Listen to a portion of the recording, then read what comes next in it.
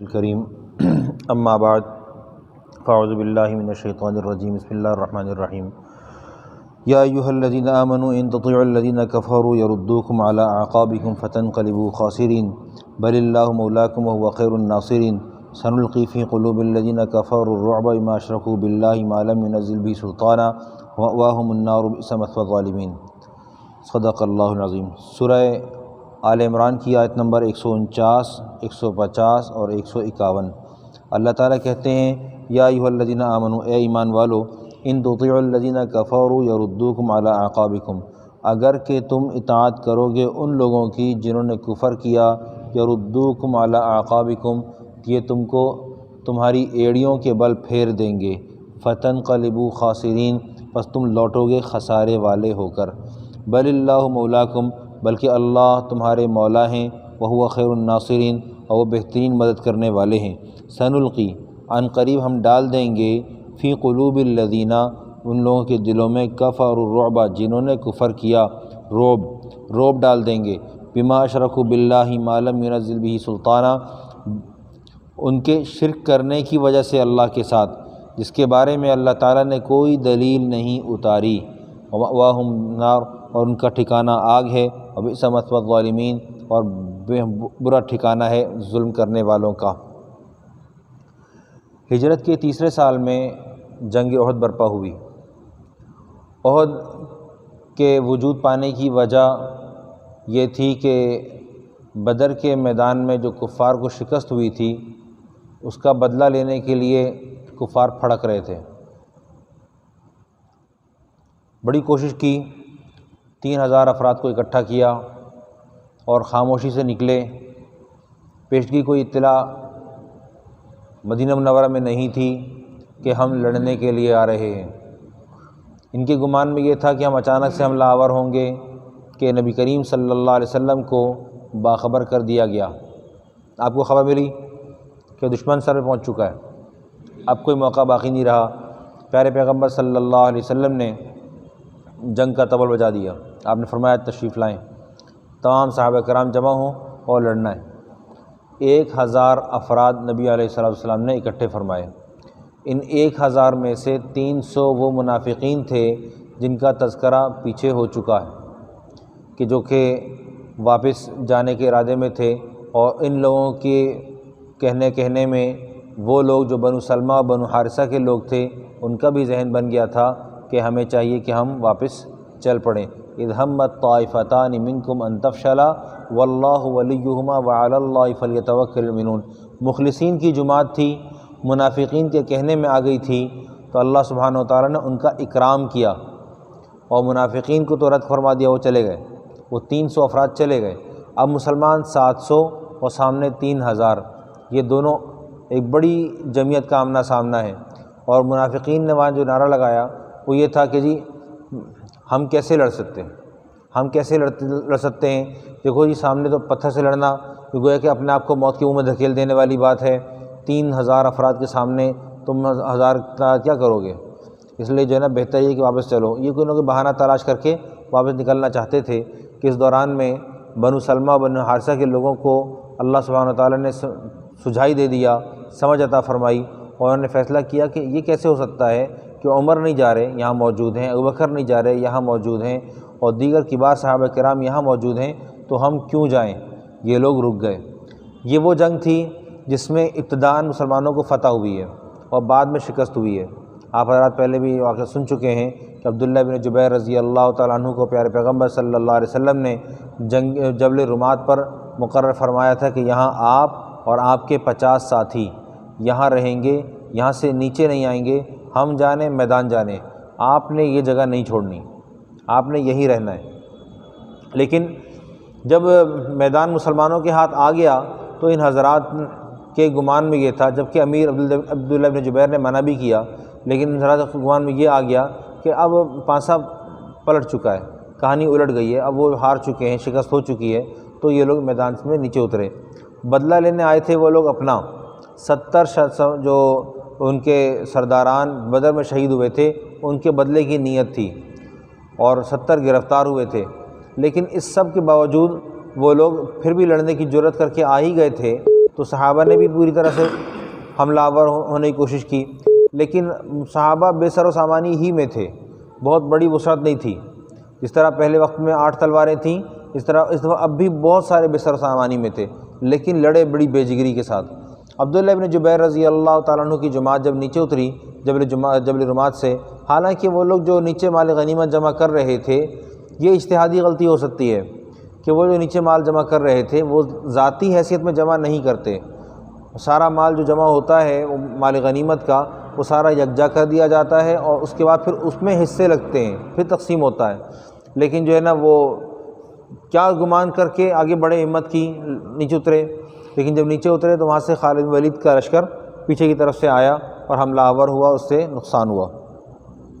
تو اللہ تعالیٰ نے کہا یا ایھا الذین آمنوا ان تطیعوا الذین کفروا یردوکم، اگر تم اطاعت کرو گے ان لوگوں کی جنہوں نے کفر کیا ہے، وہ لوگ جو تم کو اکسا رہے ہیں کہ جب نبی علیہ السلام شہید ہو گئے تو اب جنگ کا کیا فائدہ، اب جنگ ہو یا نہ ہو، بہرحال مسلمانوں کو مسلمان بھی نہیں رہنا چاہیے۔ تو اللہ تعالیٰ نے فرمایا یردوکم علی اعقابکم، دو باتیں ایک ساتھ چلی ہیں۔ گزشتہ سے پیوستہ درس کے اندر ہم نے کہا تھا وما محمد الا رسول قد خلت من قبلہ الرسل افإن مات او قتل انقلبتم علی اعقابکم، افإن مات او قتل انقلبتم علی اعقابکم، یا تو شہید ہو جائیں یا پھر وہ فوت ہو جائیں تو تم کیا اپنے پیروں پر پلٹ جاؤ گے، اپنی ایڑیوں کے بل پر پلٹ جاؤ گے؟ اگر تم وہاں رکے تھے تو یہاں وہ والا قبیلہ بھی جن لوگوں نے مسلمانوں میں سے واپسی کا ارادہ کیا تو ان کو بھی تنبیہ ہو گئی، اور نبی کریم صلی اللہ علیہ وسلم کے بارے میں جو افواہ اڑی تھی اس افواہ کا جواب بھی ہو گیا۔ ان تطیعوا الذین کفروا یردوکم علی اعقابکم فتنقلبوا خاسرین، اگر تم نے ان لوگوں کی اطاعت کی جنہوں نے کفر کیا تم کو تمہارے ایڑیوں کے بل میں پلٹا دیں گے، اگر تم پلٹ گئے کفر والوں کے ساتھ تو پھر کیا ہوگا، یردوکم علی اعقابکم فتنقلبوا خاسرین، تم خسارے والے ہو جاؤ گے۔ بل اللہ مولاکم، بلکہ اللہ تمہارا مولا ہے، یعنی کہ نبی کریم صلی اللہ علیہ وسلم کی ذات اقدس کو اگر کہ ہم نے اٹھا لیا تو اللہ سبحانہ وتعالیٰ تو برقرار ہے، وہ تو لا تأخذہ سنۃ ولا نوم کی شان کے ساتھ ہے، وہو حی لا یموت ہے، وہ حی القیوم ہے، هو الذی یحیی و یمیت ہے، وہ تو سارا کا سارا نظام چلانے والا ہے۔ ذالکم اللہ ربکم خالق کل شیء، وہ تمہارا رب ہے، ہر چیز کا بنانے والا ہے۔ وہ اللہ وہ ہے جو آج دنیا میں بھی کہتا ہے لمن الملک اليوم للہ الواحد القہار، اور آخرت میں بھی یہی دعویٰ کرے گا لمن الملک اليوم للہ الواحد القہار، کس کی بادشاہت ہے، اس کو زیب دیتا ہے، اس کی سلطنت کو کسی طرح کا زوال نہیں ہے، اس کی شہنشاہیت کو کسی طرح کا زوال نہیں ہے، اس کے سامنے آج تک جو بھی کھڑا ہوا ہے وہ پاش پاش ہو گیا ہے، اور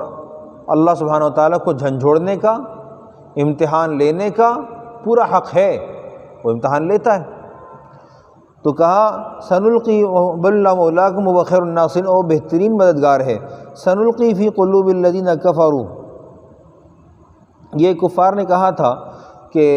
لو نعلم قتالا لاتبعناکم، اگر ہم جانتے کہ ہم تو واپس جا رہے ہیں، اگر وہاں کوئی لڑائی کے حالات ہوتے تو ہم لڑ بھی لیتے، لیکن جو نا ایسے حالات تھے نہیں، وہ قصداً اس بہانے باہر نکلے تھے۔ تو اللہ تعالیٰ نے کہا سنلقی، بس ہم عنقریب ڈال دیں گے ان کے دلوں میں جنہوں نے کفر کیا رعب کو،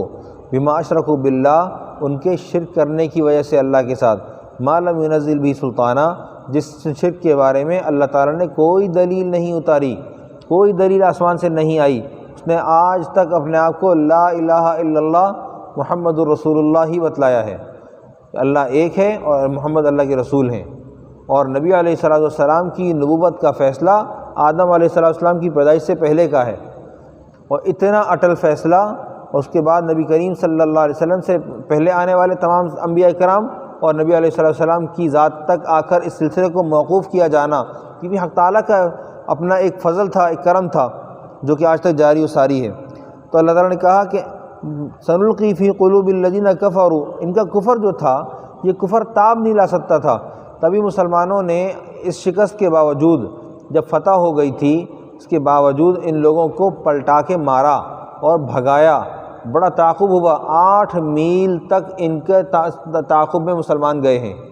8 میل تک، وَهُمُ النَّارُ، ان کا ٹھکانہ آگ ہے، وَبِئْسَ مَثْوَى الظَّالِمِينَ، اور یہ بدترین ٹھکانہ ہے ظالموں کا۔ ظلم کرنے والے کو اللہ رب العزت نہیں چھوڑتے۔ قرآن پاک کہتا ہے فما کان اللہ لیظلم ولکن کانوا انفسهم یظلمون، اللہ تعالیٰ ان پر ظلم نہیں کرتا، وہ اپنے اوپر خود ظلم کرتے ہیں۔ اور یہ آیت ایسی ہے کہ اس آیت کو سمجھ لیں کہ ہر وقت، ہر آن، ہر گھڑی زندہ و تابندہ ہے۔ منیر نیازی ایک اردو کے ادب کے وہ شاعر تھے، کیا تھے، نام بڑا مشہور ہے ان کا اردو میں، پاکستان میں۔ منیر نیازی کہتے تھے کہ قرآن پاک کو اگر پڑھو تو سمجھ کے پڑھو۔ جب انسان بے حیا ہوتا ہے تو قرآن پاک کی آیات بھی اس سے حیا کرتی ہیں، پردہ کر لیتی ہیں۔ انسان جب بے حیا ہوتا ہے، ان کی کلام کا مفہوم ہے یہ، بات میں بڑا وزن ہے۔ اب انسان اگر تلاش کر کے دیکھے، اپنے آپ کو ٹٹول کے دیکھے، تو فما کان اللہ لیظلمہم، اللہ ظلم نہیں کرتا، لیکن ہم چونکہ اپنے اوپر خود سے ظلم کرتے ہیں، ہم نے بہت سارے حرام کو حلال کر رکھا ہے اور خود اپنے اوپر ظلم کرتے ہیں، تو اللہ رب العزت کا وہ قرآن جو کہ آج بھی اپنی پوری آب و تاب کے ساتھ ہمارے درمیان میں موجود ہے، اور اس میں احکامات موجود ہیں، اور وہ احکامات بعض اوقات چشم زدن میں ہمارے سامنے سے گزر بھی جاتے ہیں، لیکن ہماری طرف سے ان کے اوپر کوئی ایکشن نہیں لیا جاتا، کوئی عمل کی کوشش نہیں کی جاتی۔ جس طرح مثال کے طور پر پردے کی آیات ہیں، جیسے خواتین کے معاملات، نکاح و طلاق کے احکامات، اسی طرح نماز کے احکامات، روزہ زکوٰۃ کے احکامات، حج کے احکامات، یہ جو احکامات قرآن پاک میں وارد ہوئے ہیں یہ اٹل ہیں، 100% ہیں، لیکن انسان کو سن کر بھی اگر اپنی ذات میں اس چیز کی کمی محسوس نہ ہو تو اس کو دو باتوں میں سے ایک ہے، یا تو یہ مانتا ہے، کرنا نہیں چاہتا ہے، اس کا ضمیر سو رہا ہے، یا یہ کہ اس کے جاگنے میں بھی بہت وقت باقی ہے، اس کو ابھی حیا ہی نہیں آئی،